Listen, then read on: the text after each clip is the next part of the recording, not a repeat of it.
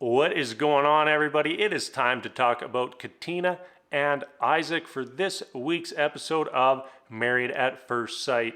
And no change on the name status. We will keep calling Isaac until he proves to us that he is not Isaac. After the neck tattoo controversy, I am really just trying to wrap my head around these two staying together through the end of this process.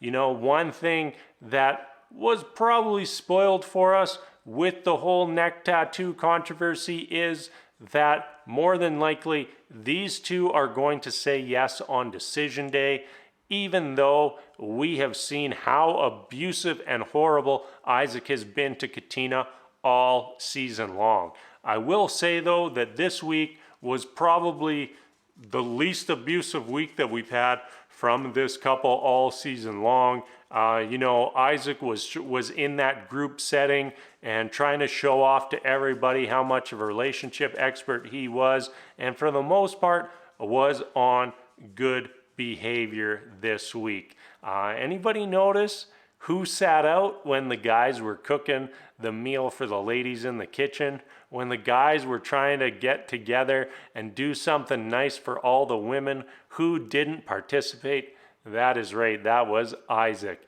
You know, even though it ended up being Steve who essentially cooked the entire meal, you can be damn sure that Mark and Mike were in there doing their best to help out and give Steve a hand. Meanwhile, Isaac, he's sitting on the sidelines watching just like he does at home, which shouldn't surprise us at all whatsoever. Did anyone else get the vibe that Isaac was suddenly the relationship pro on this retreat? You know, he's sitting there at the head of the table at dinner, kind of giving the vibe like, hey, Katina and I are doing so awesome, and everybody else, we're the ones that you should be looking up to. Yeah, I'm not buying it. I hope nobody else was buying it, because we all know better. Katina, she did really well with the alpacas. I thought we were going to have another animal disaster, and for someone who doesn't really like animals, she really stepped up and did great. You know, she was even running with the alpacas a little bit by the end, which, I'm around animals all the time, and I don't know if I would have that comfort level with a random alpaca that I was handed. So, props where props are due, and Katina, you did a great job. The one big negative I have for this couple this week was after the alpaca date, Isaac pointing out to how much better at life he is than Katina.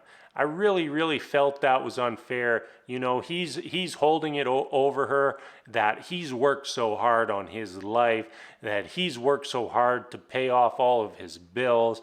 You know, he worked hard to get all of his education done. You know, he worked hard so that he could enjoy his life now. Instead, Katina was enjoying her life and has now decided that she's going to get or do what she can to better her life.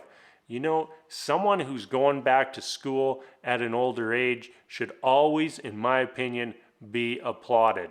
They have made a very difficult decision to try and better their life. I went back to university when I was about 25 years old, and I always felt like an outsider, like everybody. I never felt like I fit in at all, and as part of that is the stigma of being the older person going back to school. Now, 25 and 18 in the long run really isn't that big of an age gap, but when I was there, it sure felt like it. And, Katina, you made a decision to better your life, and Isaac has made a decision to just think he's better at life. And everyone needs to remember that you are marrying a person. You are not marrying a person's career or a person's past. You are marrying that person and who they are right now. So, what are you going to be happier with in the long run? Marrying someone just because they're, say, a doctor, or marrying someone because you genuinely love and care for that person? Like, which do you think is a better recipe for success? So if Isaac is serious about being with Katina, then he needs to be accepting of where she's at in life and what she wants to do with her future. If 2 years to have a kid isn't the timeline for her, then if she really means that much to you, then it isn't the timeline for you either. And one other thing, I don't ever recall having to have ugly conversations with my wife at any point in our relationship. Like, what are these ugly conversations? Hey, do you think you want to have a family? Yep, sure. That was a pretty ugly conversation. Like what are these conversations? Like, where are these ugly conversations that everybody needs to be having? I just don't buy it. Those are, in my opinion, situations created by individuals to, just make things difficult. Just absolutely make things difficult. And you know what? Some people like life to be difficult, and that's all right. I'm not one of those people. I don't want to be having ugly conversations. We can talk about difficult topics, but those conversations don't have to be ugly in any way, shape, or form. Yeah, like I said at the start, really not looking forward to these two saying yes on decision day, which I'm starting to feel is more and more likely because we have seen the abuse that Isaac has put Katina through, and honestly, she just deserves way, way better. All right, that is going to be it for our Katina and Isaac recap for the week. Looks like at this point, Isaac will be keeping his name for the entirety of this season.